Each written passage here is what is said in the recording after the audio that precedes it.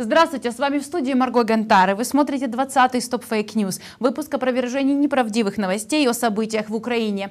В нем вы узнаете, к чему призывал киевский журналист Богдан Буткевич, о чем на самом деле рассказал Виталий Чуркин и как российские СМИ сочинили сенсацию из новостей немецкого сатирического сайта.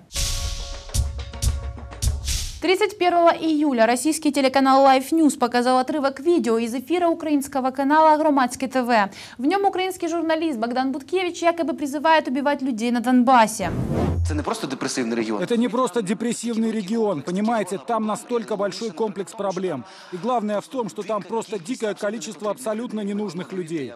Донбасс нужно просто использовать как ресурс. И мне кажется, что, конечно, у меня нет понимания полноценного рецепта, что можно сделать быстро, но главное, что нужно сделать в данный момент, как бы это жестоко ни звучало, но есть определенная категория людей, которых нужно просто убить. Заявления Буткевича нисколько не смутили ведущую программы. Она слушала патетическую речь очень внимательно. В этот же день с аналогичной информацией вышел сюжет в эфире канала «Россия-24». Первый канал России также упомянул Буткевича в вечернем выпуске новостей 31 июля в сюжете заседания Верховной Рады.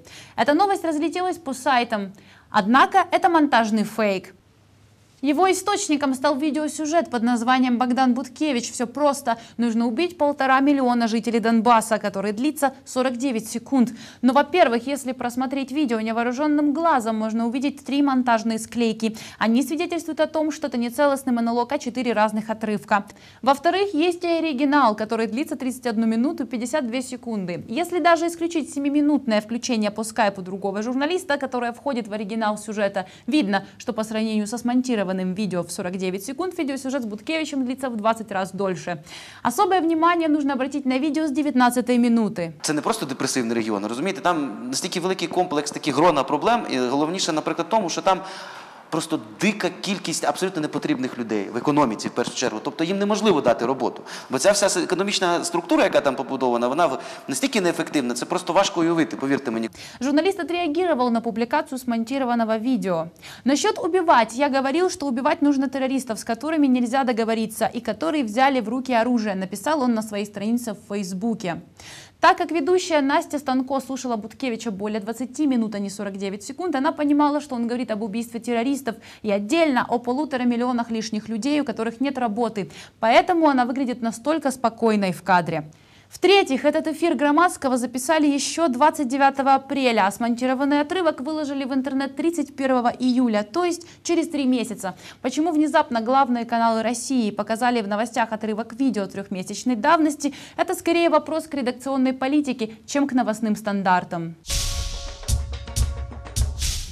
Постоянный представитель России при ООН Виталий Чуркин провел 28 июля пресс-конференцию в Нью-Йорке. Во время выступления он сделал несколько громких заявлений. Я смотрю телевизионные репортажи и новости, и сегодня госпожа Пеле уже озвучила их оценку потерь среди мирного населения в районе 100 тысяч человек. Судя по всему, речь идет о заявлении Верховного комиссара ООН по правам человека Нави Пиллей. Но в нем она заявила не о сотне тысячах погибших в Украине, а о том, что из зоны боевых действий в другие регионы Украины переселилось более 100 тысяч человек.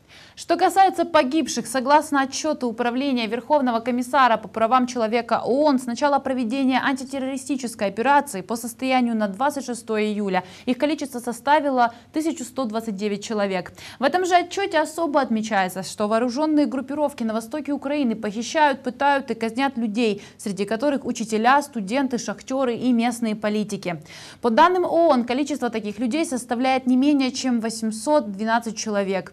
Впрочем, слова Чуркина о 100 тысячах погибших на видеозаписи слышно не от него самого, а от переводчика. Чуркин говорил на английском. Речь переводчика полностью глушит слова российского представителя при ООН. Позднее ООН опубликовала на своем сайте оригинал записи, из которого стало понятно, что заявление было искажено при переводе. На самом деле Чуркин говорил как раз об 11 сотнях погибших.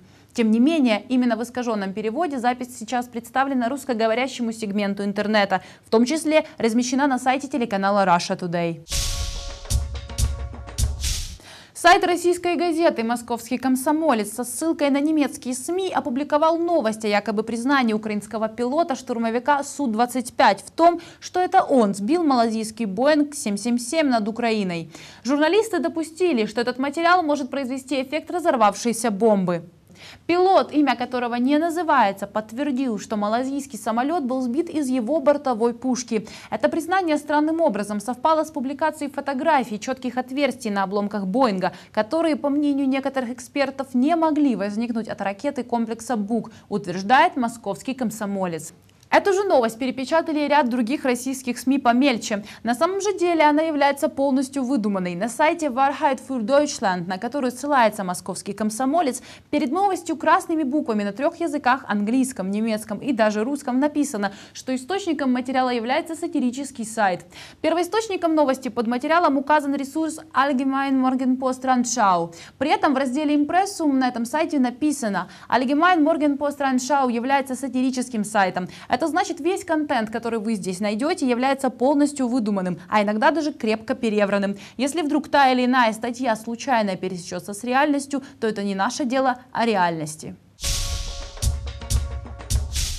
В СМИ, блогах и социальных сетях в течение последних дней активно распространяется информация о якобы предоставлении Соединенными Штатами Украине статуса союзника без ее вступления в НАТО. Так издание uainfo.org пишет: американский Сенат принял в целом законопроект, предоставляющий Украине, Грузии и Молдове статус стран-союзник США вне НАТО. Теперь в случае прямой военной агрессии против перечисленных стран США могут ввести свои войска в эти государства для защиты их от внешней агрессии. На самом деле это сообщение ложь. Речь идет о законопроекте под названием «Акт о предотвращении российской агрессии», который был подан сенатором Бобом Коркером еще 1 мая. Но судя по странице документа на сайте Конгресса, он с того времени вообще не продвинулся и не был никем рассмотрен. Более того, сайт govtrack.us, который занимается отслеживанием принятия законопроектов, оценил вероятность принятия этого документа лишь в 2%. Таким образом, США не предоставляли Украине никакого особенного статуса союзника. Падение малазийского Боинга кардинально изменило отношение мировых СМИ к событиям в Украине. Об этом мы поговорим с нашей гостьей Еленой Сердюк, автором публикации на тему работы российских и украинских СМИ со времени Евромайдана. Сама Елена родом из Краматорска, много лет прожила в Штатах, магистрант Лондонской школы экономики и всего пару дней назад вернулась из своей поездки в Славянск. Здравствуйте, Елена. Здравствуйте, Марго. Расскажите, пожалуйста, как в британской и американской прессе освещали события в Украине и изменилась ли как-либо риторика после трагических событий с Боингом связанных? Да, риторика действительно изменилась, она стала однозначной на этой неделе. Ряд западных изданий вышли с фотографиями или карикатурами на обложке Путина. И то есть покрытие этих событий с Боингом, оно очень негативно в отношении России. То есть каких-то вопросов по поводу того, была ли Россия действительно задействована в этой трагедии, мне кажется, в большинстве этих изданий нету. То есть они однозначно покрывают это так, что понятно, что Путин и Россия имеют отношение к этому, самое непосредственно. И для Украины, как вы думаете, это хороший знак? Я думаю, что да, для Украины это хороший знак, потому что в прошлом, к сожалению, многие британские и американские издания и телеканалы показывали события в Украине очень, так знаете, наверное, пытаясь соблюдать нейтралитет, они это показывали очень неоднозначно, то есть украинская позиция не всегда была показана в такой степени, в какой следовало ее показать. Это очень важно, что эти уважаемые издания, они показывают позицию свою очень четко. И, кстати, о мнении, которое создает медиа, и вот в частности о вашей поездке в Славянск, как ваши вообще впечатления от поездки? Все там очень еще тяжело, мне так кажется. Информированность населения очень низкая, к сожалению, до сих пор. Многие люди, с которыми я общалась лично, задавали мне вопрос, ну почему нас бомбили и кто же нас бомбил? То есть они до сих пор не знают, почему разрушены районы города, почему жертвы есть среди мирного населения. Многие люди до сих пор винят киевскую власть, к сожалению. И, то есть, мне кажется, многие люди, они до сих пор под впечатлением российских новостей, которые они смотрели во время оккупации. И это все очень запущено, мне кажется, хорошее слово. Там, я когда просто общалась с людьми, я не знала, там, с чего даже начать разговор. Я просто хотела послушать, что говорят они мне, потому что, когда ты начинаешь высказывать свою личную позицию, сразу идет, знаете, защитная реакция. Люди не хотят этого слышать. Когда я им задавала вопросы, а почему вы так думаете, а откуда вы это знаете, а кто, вы где-то слышали это в новостях, зачастую я не получала ответа, или получала ответ, что где-то кто-то им сказал, или, ну так это ж все знают. То есть никаких источников конкретных информации названо не было. И одна женщина меня вообще очень удивила, она мне сказала, что она живет в Славянске. Она сама вроде бы работала в Донецке и сама живет в Славянске после выхода на пенсию.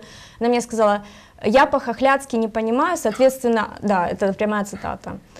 Я, соответственно, не могу смотреть 1+1 новости, то есть они там что-то говорят, но я ничего не понимаю.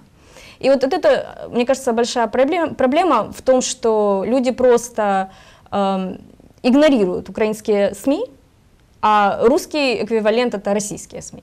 И мне кажется, не нужно делать то, что, например, на центральной площади в Славянске до сих пор стоит памятник Ленина, но это вообще отдельная история. У него сейчас повязан такой желто-блакитный, знаете, как пионерский. Этот был платочек, теперь у него желто-блакитный флаг на нем повязан. Но это вообще отдельно. Но и в то же время из громкоговорителей вещает украинское радио.